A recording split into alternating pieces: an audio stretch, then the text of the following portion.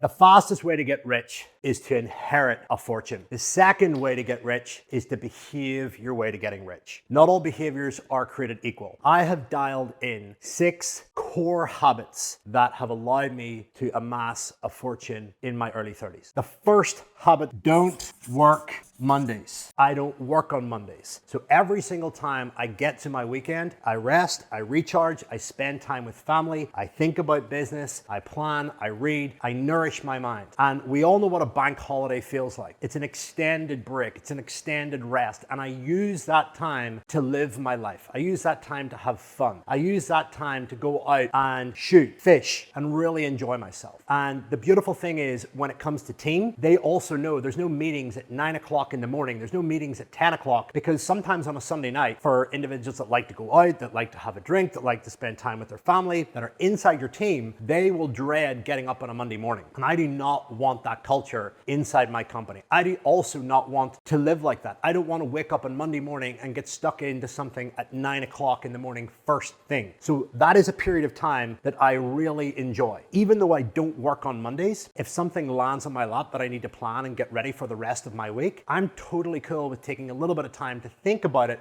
and solve it on that day. So it's a really good quality space for me to think and also grow and enjoy my life. The second thing is to make decisions every day. I make 2 lists, personal and business. What decisions do I need to make in my personal life? What decisions do I need to make in my business life? And when it comes to making decisions, I have one day in my week where I sit down with myself and I look, what decisions have I got to make this week? Some of the personal decisions might be, what do I want to do at the weekend? Am I going to cancel this or that? Am I going to buy this or that? Business things are going to be, what marketing am I going to put out? What conversations do I need to have this week? What kind of people do I need to reach out to? What bills do I need to pay? What things do I need to invest in? What things do I need to sit down with my team and look at, review? So decisions are really important for driving your business forward. And they are a prime example of where you will make the most traction working on your business. So keep that in mind. Number 3 is digital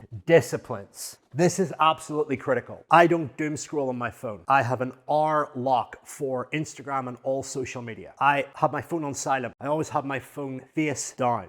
I don't have TikTok. I use social media to produce, not consume. Here's why. One of the biggest distractions of running a business nowadays is the fact that people are constantly stimulated by WhatsApp notifications, all the other apps that they have, social media, and as a result of that, they can't focus. So if you think about your work blocks, when you go into them and you spend a dedicated 1 hour on something, the interruptions between notifications, procrastination, scrolling on social media are actually killing your productivity. On top of that as well, when you look at the actual dopamine hits that you get off the likes of TikTok, it causes a lot of dopamine fatigue. So you're always getting stimulated all the time. And after you finish watching TikTok, it just goes. I am a big fan of having slow burn activities in my week. So I go fishing, I go shooting, and those are activities that last all day. I'm out in nature. I'm usually out with other men. I'm having good quality conversations. There's a bit of challenge to it. There's a bit of exercise to it. I'm getting sun exposure. I'm up on some beautiful scenery, and mountaineering is another example of that. They have a long-lasting effect on your system compared to going on social media and just browsing everybody's highlight reel. Other things will include watching a long movie. Other things will be like reading a book. Other things will be like exercising with my wife, working on challenges, heck, even cooking for a bunch of friends. Like going and getting the groceries, cooking it all, prepping it all, and then serving it and seeing other people enjoy themselves. Those things for me really make me happy. If you go into your settings on your iPhone and you go and look at how much screen time that you've had, go and look at what app you use the most and ask yourself, out of that time, what have I made? If you're ROIing on it from a business perspective, that's great. But if you're not, what are you doing with that? What is the ROI on that? Now, don't get me wrong, the ROI might be fun, laughter, enjoyment, but is it genuinely the best thing for you? Or is it generally just a procrastination tool that's holding you back from the stuff that you know you should be doing, but you're avoiding because that is easy to look at? The fourth is hard no's. So whenever you are building a business, you can tell how successful you are by the amount of times that you say no. Today, I have had one email, somebody asking me to invest in their fitness app. I said no. I had another text message with a really cool personalized registration plate that costs a lot of money that I said no to. I had another person who runs major business events in the UK ask me to catch up for a call this evening. I said no. Ultimately, ultimately, I would love to do them, but the reality is they take up too much time. They distract me. They pull me away from the stuff, the projects, the deadlines that I need to complete. And ultimately, that is my main focus. So you need to have hard seasons, hard weeks, hard days that are all centered around no's. You can tell how successful you are by the amount of time that you say no. The more successful you are, it's essentially like moss to a flame. People will want a bit of your success. They will want your time. They will want to speak with you. They will want to bend your ear. And the hard thing is when you say no to someone, people sometimes don't like it. People sometimes get offended. But you have to build the discipline to say no and be willing to actually let people down. Because here's the thing, going for a coffee isn't just about sitting down and going for coffee. It's traveling to get coffee. It's waiting for them, having the coffee, then heading home. That takes up a lot more time than you think. Same goes for catch-ups on Zoom, same goes for catch-ups on calls, etc. So hard seasons of no. The next one is exposure. Again, this is a really important habit that will help you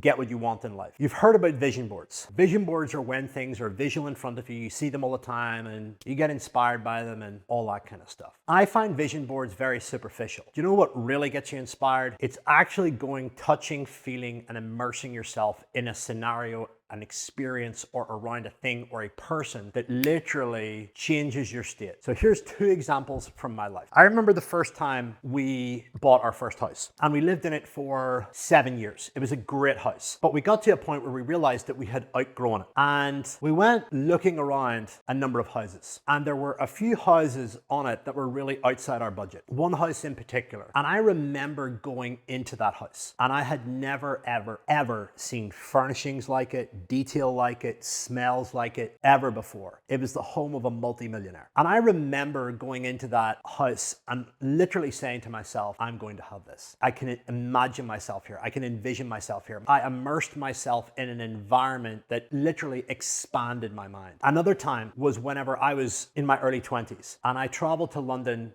to see one of my mentors, Dr. John Demartini. And I just remember being in the Bloomsbury Hotel in London and seeing how he spoke, how he turned up, his just relentless pursuit of service. He didn't leave the room until everybody else left the room. He didn't leave the room until everybody was spoken to, communicated to, helped. And I took that inspiration and I brought it into my own business. And whenever I first started coaching in business in the fitness industry, I had one rule whenever I started my events in the Malmaison Hotel. And that was I stayed at the absolute death and the last person that leaves the room. I was inspired by the way John showed up. And I carried that inspiration into my own life. So when I say the word exposure, what I'm basically saying is that if you want something in life, if you think about a character that you want to become, if you think about an identity that you want to have, if you think about materialistic things that you want, which can be great catalysts for getting you to work hard, go and immerse yourself around them. Go and feel the texture, go and smell, go and get your senses around it. And you will know the very minute that you touch it or you're in that experience, what it does to your central nervous system. It literally just activates it. And the last is a weekly